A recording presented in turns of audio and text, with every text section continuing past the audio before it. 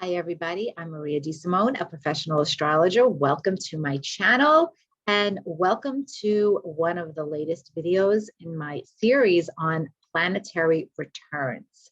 This is a really interesting and useful technique that you can use, and it's just one of the many astrological techniques that you could add as a tool in your toolbox for both predictive analysis and also for understanding more about the reflective energies of astrology in general and how they work. And so if you are interested in more videos on the different planetary returns, click the link in the description box below and it'll take you to my planetary returns playlist. I'll be doing videos for all of the major planetary returns to the personal planets, the solar return, the lunar, Mercury, Venus, Mars, and there is already a Jupiter return video on that playlist. Today, we are going to talk about the Mercury return because I just had a Mercury return. So I will be using my return charts as tools in this instructional video series to show you how interesting they are to look at against your birth chart and how useful they can be. Now, admittedly, in my practice, full disclosure, out of all of these return charts, if you're going to book a session with me, the only one I'm looking at is your solar return chart. And that is because the solar return chart is an extremely valuable standalone chart, but also add-on chart that you can look at against your birth chart to corroborate the major predictive cycles and themes that you are going through in a given year. And I like to call the solar return chart my cherry on top of my predictive ice cream sundae when someone books a consultation with me.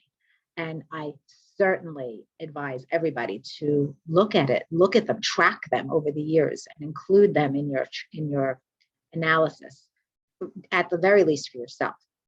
The other return charts, while they are really interesting and they can be quite reflective and useful as corroborating factors for predictive analysis, they aren't as, I don't want to say significant because that's the wrong word. They just aren't as meaty, okay, in the context of if you have a half an hour or an hour to talk to somebody, you're not going to waste that time on looking at their lunar returns and their Mercury returns. You're going to get to the heart of the matter. But when it comes to you being a student of astrology, when it comes to you looking at things for yourself, or if this is something that you want an astrologer to look at for you and you request that, it can be really interesting. And I want to show you how to do this for yourself. The return chart today that we're going to talk about, like I said, is the Mercury return. And Mercury is the planet of communication. It is the planet of thinking and learning. It rules contracts. It rules everything connected to the mind. So a Mercury return chart will happen about once a year. And if you are having your Mercury return in the shadow period of Mercury's cycle, when Mercury is going to then go retrograde and direct, you'll end up with 3 different Mercury return charts. And that does happen. And so you can track them all separately in a cyclical manner. But I'm not going to focus on that. I'm not going to focus on what happens if you have a return planet that's retrograde. We're just going to talk about a regular old Mercury return chart and how it symbolizes the themes for Mercury ruled matters in your life for that coming year. By the way, if you are new to my channel, welcome. And I hope you decide to click that subscribe button and please click the like button if you do enjoy this video content because it helps the YouTube algorithm know to share it with more astrology enthusiasts. And if you are an astrology student who is ready to dive into planetary returns, meaning you understand aspect analysis, then I do give planetary return workshops via Zoom every few months for students. And if you would like to be added to the waiting list for when and to be notified when my next planetary returns workshop occurs, you can click the link in the description box below to get on my student mailing list. And in my workshop, I'm always using my students' birth chart. So you will get all of your return charts, the solar return, lunar return, your current lunar return for that month of the workshop, Mercury, Venus, Mars return, the personal planet returns. You will get all of them in the workshop, and we will look at them, and I will show you how to look at them analytically and in predictive analysis. So now let's get on with it. I just had my Mercury return, and Mercury, again, it's all in the mind. Everything connected with Mercury is in our mind, and what we're thinking about, what we're going to be learning, what we're teaching, what we are, if, for example, you're going to have a year where there's a significant contract in your life, like you are buying a house or you're making a book deal, that's going to be shown in your Mercury return chart. This year for me is very significant for learning, and learning for both my personal joy, and also professionally. And so when you are analyzing any return chart, the first thing you're going to do is assess the natal chart, because it is the natal condition of that planet that talks about the potential of any return or any cycle that comes up against that planet, any transit, any progression. If it is not showing as a possibility in your natal birth chart, then it is unlikely to manifest. So that's the very first step in any return chart. And I'm going to show you now. I'm going to share my screen, and I am going to show you my birth chart and the condition of Mercury in my birth chart. So when you are analyzing a return chart, you can and you should look at it as a standalone chart, but you also want to analyze it in the context of what is that return chart doing against your birth chart. So we start with Mercury. This is my Mercury placement. It's here in the first house in Taurus, and it is conjunct the sun, and it is making a very wide trine to my midheaven. Those are the aspects that my Mercury placement makes. Now, I only use the Ptolemaic aspects in my practice. So if you are someone who uses the minor aspects, you might decide to add that in, and that's fine. It's whatever suits you. Remember, as astrology students, as astrologers, we all have different methods that work for us. So your method is not wrong. Yes, I technically do have an inconjunct aspect between Mercury and Uranus. Yes, if you're somebody who uses really wide orbs, I will have a sextile between Mercury and Jupiter, but it's just not something that I personally am focused on, okay? So to each their own with that. So the condition of my Mercury, it's pretty strong overall. Yeah, it's under the beams of the sun, but it is it's in the first house, which is said to rejoice in, which is really nice. But it's trine the midheaven, and that's that. That's my Mercury. Let's now go to the Mercury return chart. And this Mercury return just happened on the 22nd of April. So it's a brand new Mercury return cycle for me. And usually what you're going to find is that at the onset of any return cycle, there's a huge burst of energy relating to matters that are ruled by that planet. So you would expect a flurry of activity around Mercury ruled matters right now for me, because I just had the Mercury return. And sure enough, that is the case. Before I tell you what's going on with Mercury ruled matters in my reality, in my real life, let's look at the chart. Okay, so we have Mercury here I'm just going to annotate, so give me a second, guys. Not the best at this. So we've got Mercury here in the 6th house in the return chart. And so the first thing that you want to do when you are looking at a return chart is to analyze the condition of the planet that the return chart is for. In this case, it is Mercury. So here's what Mercury is doing in this return chart, which is active for about a year. It is pretty much exactly conjunct the North Node of Destiny. That is very significant because that means that the transiting node right now is conjunct my natal Mercury. That is a cycle that happens only once every 19 years. So that is significant. That is a very significant stamp that is in this Mercury return chart. There is also a conjunction, although it is a bit wide, to Uranus, but it is a conjunction. So Mercury and Uranus are conjunct in Taurus in the 6th house. So we've got all that energy there in the 6th house of work, service, daily routine, habits, and health. Okay, now we need to look at the other aspects. Mercury is making a sextile to all of these Pisces planets in my 4th house of home, family, roots. So very supportive energy here. We have Mercury is making a sextile to Venus, Neptune, and Jupiter. Now, Mercury is in Taurus. So the dispositor of my Mercury is the planet Venus, always, because my Mercury is in Taurus. So noting the condition of Venus in this particular chart is of interest. And Venus is exalted in Pisces. So she's in a really strong sign.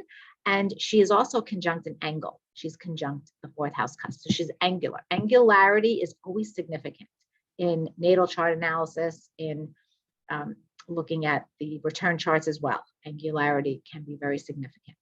So those aspects are showing up.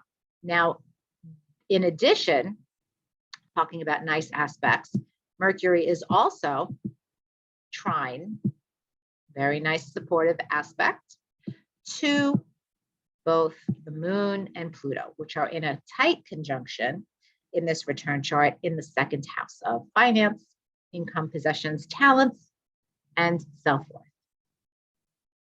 Beautiful so far, right? Looks really good. Now, let's look at the difficult aspects. There is a very tight square. Saturn in the 3rd house of communication is tightly square, that Mercury placement in this return chart. So this is a richly aspected Mercury return chart. I apologize, I might have said solar return chart. Mercury return chart, very richly aspected. And by the way, I didn't address this before, but when you cast your return charts, you can either cast it for your birth location or your current location. That is another tidbit that becomes your discretion. I personally never traveled. I don't live very far from my birth location. I live about an hour away from where I was born, still in the state of New York. I use my current location. It wouldn't make a huge difference in my case either way.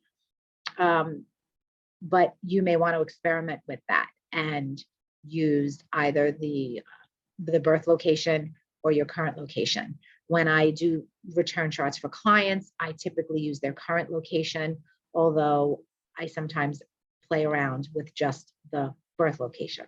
Okay, so there's no hard and fast rule there. They both can be accurate. You test what works for you. Now, back to the analysis.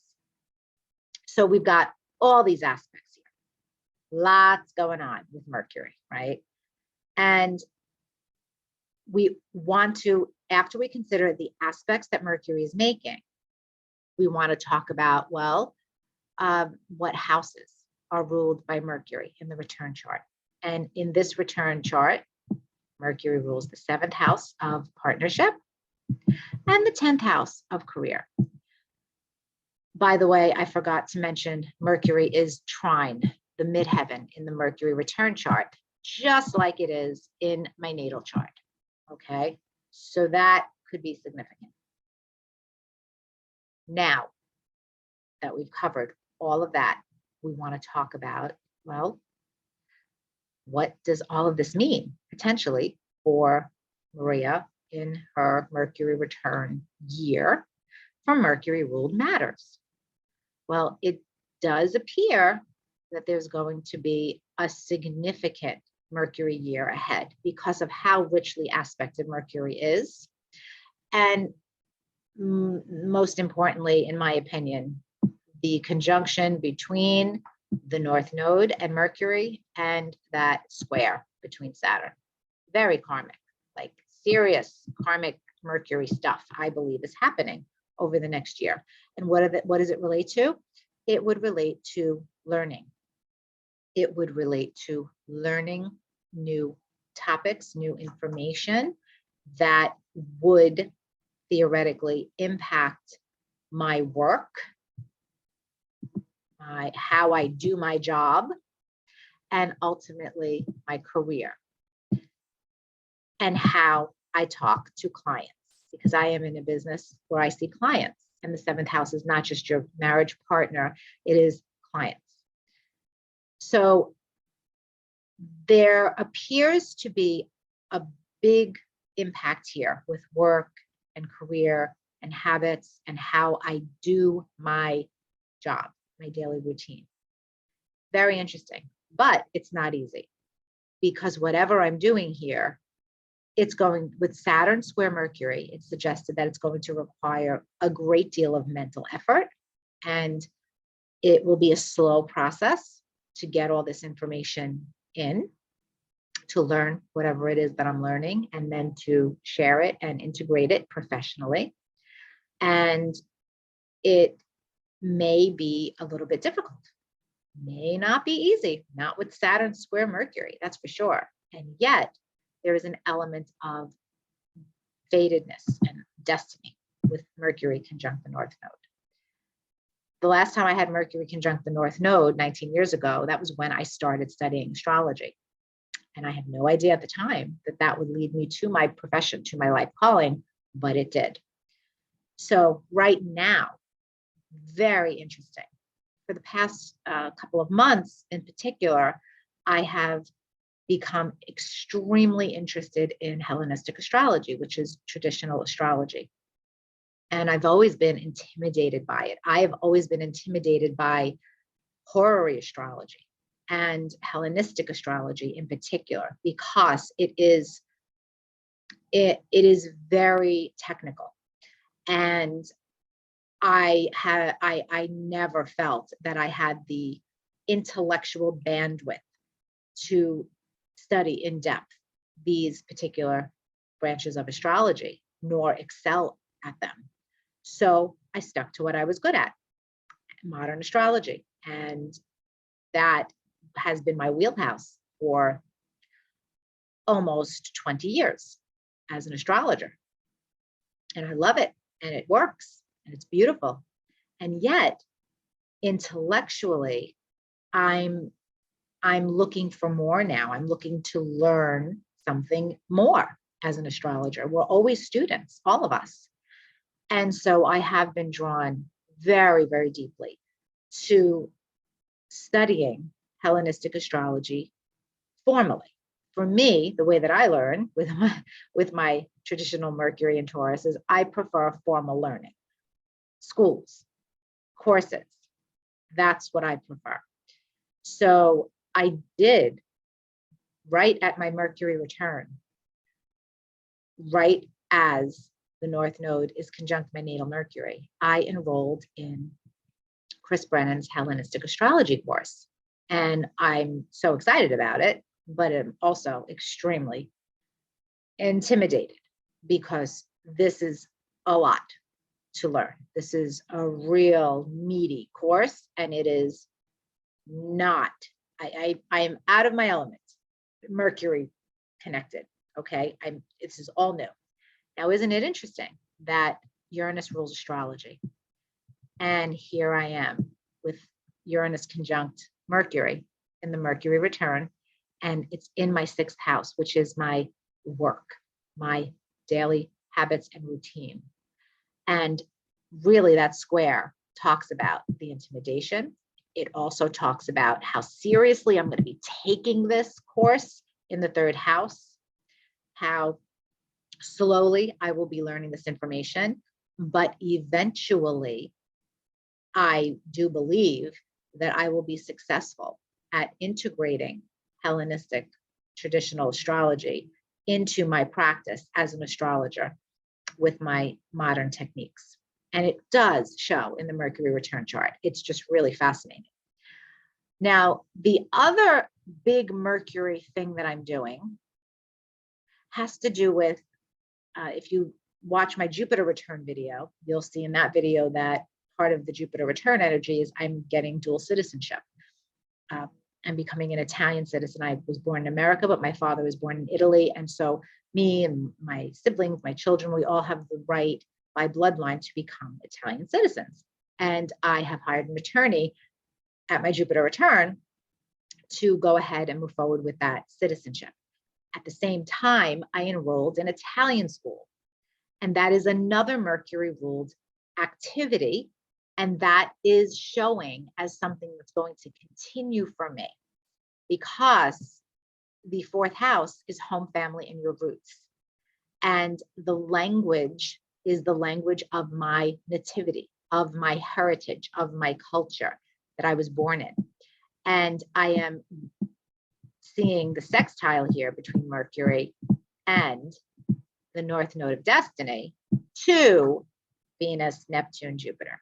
So that shows as something that is continuing for me during the Mercury return year. Now, right now, at this point, I took one Italian class. I took a 10-week introductory class, and I haven't registered for the next class because I just enrolled in the Hellenistic astrology course. And I don't want to overwhelm myself mentally, especially given the fact that transiting Saturn is square my natal Mercury. So before I move on to my next Italian class, I'm going to put a pin in that, study, do more flashcards, make sure I know how to conjugate all the verbs. And I have everything that I should know in that class before I move on to the next level. So I'm deliberately slowing my learning down in Italian. Very reflective, again, of that Mercury Saturn square. But it does look like in this Mercury return chart that that's going to continue, that the language studying Italian will continue. And it's always a good idea to read the return chart as a standalone chart, and then you want to go back to the natal and compare anything important that might be going on to the natal chart. And I know it's a little hard to see, to remember, but basically, the big things that you want to look for are any of the planets in the return chart angular in the natal chart. That would be symbolic. And Jupiter, my natal Jupiter, is at 12.5 degrees of Pisces. And going back to the return chart,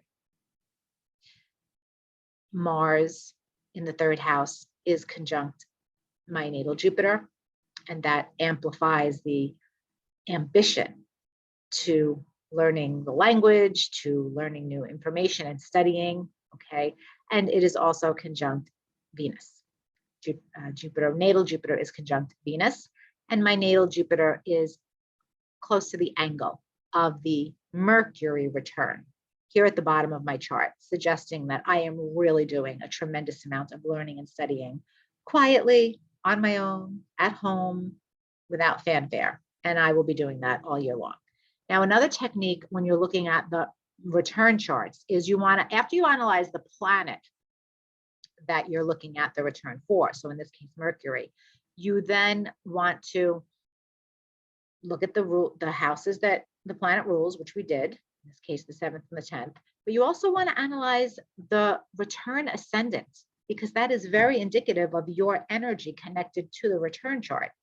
So in this case, it is Sagittarius rising, which is, again, so reflective for academic higher learning and studying languages. And the ruler of Sagittarius is the planet Jupiter. And here is Jupiter in Pisces at the bottom of the chart, conjunct Venus, conjunct Neptune, and Jupiter is making a favorable aspect to Mercury. When the ruler of the return ascendant is making a favorable aspect to the planet that rules, that is about the return chart, that's extremely auspicious for activities related to that particular planetary return. So it's more testimony overall to the general success of Mercury ruled activities for me for the next year. Okay, so those are some of the main points of a Mercury return chart. And I know that I went in depth in this video looking at a particular return chart to show you. But again, Mercury return chart is not the most important thing at all in terms of predictive analysis. It's not. It's a nugget. It's a tool in your toolbox. When you're looking at that Mercury return chart, what you should be thinking that's more important, because it is the fact that transiting Saturn is square my Mercury, and the transiting North Node is conjunct my Mercury. And I will have eclipses against my Mercury placement because the nodes are connected to my Mercury placement. So that is what is more significant. But you're seeing it through the Mercury return chart. You always want to know what to focus on, what's most important. Another interesting tool with looking at a return chart is to track the transits. So when Mercury, because this is a Mercury return chart, so whenever transiting Mercury is going to be conjunct any of the angles of the return chart, that can symbolize a noteworthy Mercury-related event or energy connected to my life, because the angles are points of energy manifestation. It's where the energy comes out into our lives. So angular transits, in this case, it's going to be of Mercury because it's a Mercury return. If we were looking at a Venus return chart, we would be looking at transits of Venus over the angles. Okay, but that's for the Venus video. And let me think, is there anything else significant about the Mercury return chart that I want to mention? Return charts in general are a lot of fun to look at backwards, meaning when they have already expired. Because if there's an important event that happened in your life during a time that would be connected to that planet, looking at those charts is amazing. It's very interesting. So for example, the year that you got married, look at your Venus return chart. The year that you bought a house or had a big contract, a big presentation, or a big Mercury activity, look at the Mercury return chart, and so on and so forth. It's just fascinating to look at. And I hope that you enjoyed this video explanation on the Mercury return chart. And I will see you very soon with another video. Take care.